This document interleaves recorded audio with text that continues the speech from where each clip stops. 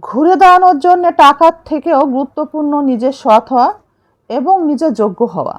মনে রাখবেন, মিথ্যাবাদীর কাছ থেকে কখনো সত্যের আশা করবেন না। আমাদের সাথে কেউ অত্যাচার করলে, জুলুম করলে এবং খারাপ ব্যবহার করলে আমরা দুশ্চিন্তায় পড়ে যাই। আমরা বারবারই ভাবতে থাকি, কি আমার অপরাধ? এভাবে ভাবতে ভাবতে আমরা অস্বাভাবিক হয়ে যাই, কিন্তু কারণটা খুঁজেই পাই না অনেক সময়। আসলে এটা আমাদের দোষ নয়। আসলে মানুষটি এভাবেই বেড়ে উঠেছে, হয়তোবা পৃথিবীকে এভাবেই দেখেছে। বিশ্বাস করা, ভালোবাসা বলতে সে এটাই শিখেছে, অথবা তার স্বভাবটাই এমন। বাস্তবতার কাছ থেকে একটা কথা অন্তত শিখেছি, চুপচাপ মেনে নিলে সবার কাছেই ভালো থাকা যায়। মানুষ দুইভাবে ঠকে। প্রথমত, মানুষ মানুষকে বিশ্বাস করে ঠকে। দ্বিতীয়ত, মানুষ নিজের দুর্বলতা অন্যের কাছে প্রকাশ করে ঠকে। ঘরের মানুষটি যেমনই হোক, মানুষ তার নিজের চরিত্রের বিপরীত মানুষের সাথে সম্পর্ক করতে পছন্দ করে এবং অনেক সময় সেই বিপরীত চরিত্রের মানুষের প্রেমেও পড়ে। নারী পুরুষের ধোঁকা থেকে নিজেকে বাঁচিয়ে রাখুন। মনে রাখবেন, ধোঁকা মানুষের জীবন নষ্ট করে। স্বামীর দেওয়া কষ্ট স্ত্রী সহ্যই করতে পারে না। স্বামীর দেওয়া কষ্ট যন্ত্রণায় ভিতরে ক্ষত তৈরি হয়, সংসারের প্রতি ভক্তি শ্রদ্ধাও উঠে যায়। জীবন্ত লাশ হয়ে তবু সংসার করে যায়, বিরক্ত করার ইচ্ছাটাও মরে যায়। যে যেখানে শান্তি পাই, থাকুক না সেখানে। খুব বেশি কিছু বলবো না, পেশায় আপনি যাই হন, আগে মানুষ হন। যদি স্বামীকে কোনোভাবে কষ্ট দেন, তাহলে আল্লাহ আপনাকে কোনো দিনও ছাড়বেন না। যে স্বামী আপনার পরিবারের জন্য সম্মান, যে আপনার রিজিকের ব্যবস্থা করে, তাকে কষ্ট দেওয়া সত্যিই অন্যায়। স্বামী স্ত্রী কখনো একে অপরের সাথে চালাকি করবেন না।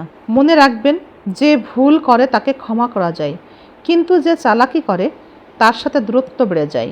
কখনোই আপনি সুখী হতে পারবেন না যতক্ষণ আপনি অন্যকে সন্তুষ্ট করতে চাইবেন, অথবা আপনি ধরেই নেবেন অন্য সবাই আপনাকেই বুঝবে।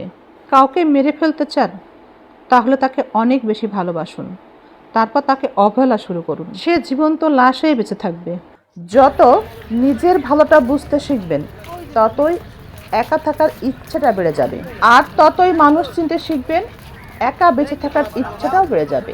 যখন কেউ সামনাসামনি মিথ্যা কথা বলি, গোপন করার চেষ্টা করি, চালাকি করি, মুখোশ পরে থাকি এবং চিন্তা করি সামনের মানুষটি কত বোকা, আমি পিছনে পিছনে যে কি করি, আসলে মানুষটি কিছুই জানে না, কি বোকা, কত বোকা, তাই মনে হয়। কিন্তু আসলে কি তাই? আসলে বিষয়টি সবসময় কিন্তু ঠিক হয় না। মানুষটি সবই বুঝতে পারে, কিন্তু সে সম্পর্ক চালায় মন দিয়ে। সে জানে যে কোনো বিষয়, যে কোনো ঘটনা সম্পর্কের চেয়ে বড় কিছু নয়। নারীদের সব থেকে একটাই বড় চাওয়া, যেন তার স্বামী পরনারীতে আসক্ত না হয়। বিয়ের পরেও যদি হাসি খুশি থাকতে হয়, তবে একজন যত্নবান স্বামীর প্রয়োজন হয়। স্বামী ভালোবাসলেই আর সবার ভালোবাসাও পাওয়া যায়। একই ছাদের নিচে থাকাটাই হচ্ছে, কিন্তু দুজনের প্রতি কোনো আগ্রহ নেই, তাই চোখের দিকে তাকালে এখন আর মায়া হয় না। দুজন দুজনের ছুঁয়ে দেখার ইচ্ছাটা কমেছে, তাই জড়িয়ে ধরতে এখন আর ইচ্ছাই করে না। তবে কি ধরে নেব দূরত্বটা বেড়েছে? যাকে কেউ শুধরাতে পারেন না, ধৈর্য ধরুন, সময় তাকে ঠিকই শুধরিয়ে দেয়। যার বিচার এই পৃথিবীর কোনো মানুষই করতে পারে না, এমনকি আদালত পর্যন্ত করতে পারে না, সময় সময়েই তার বিচার ঠিকই সাক্ষী প্রমাণ ছাড়াই করে দেয়। সম্পর্কে থাকা মানুষ দুজনের একজন যদি আরেকজনকে আঘাত করে কথা বলে, জুলুম করে, তবে সম্পর্কের মধ্যে ভালোবাসা থাকে না, তৈরি হয় ভয়। যেখানে ভয় থাকে, সেখানে দূরত্ব বেড়ে যায়, ভালোবাসার মৃত্যু হয়। সত্য কথা কি জানেন? রেস্টুরেন্টে বসে গল্প করতে থাকা বন্ধুটি আপনার শূন্য পকেটের বন্ধু না। যেদিন সত্যি আপনার পকেট শূন্য হবে, সেদিন ওই বন্ধুকে আপনি জীবনে আর খুঁজেই পাবেন না।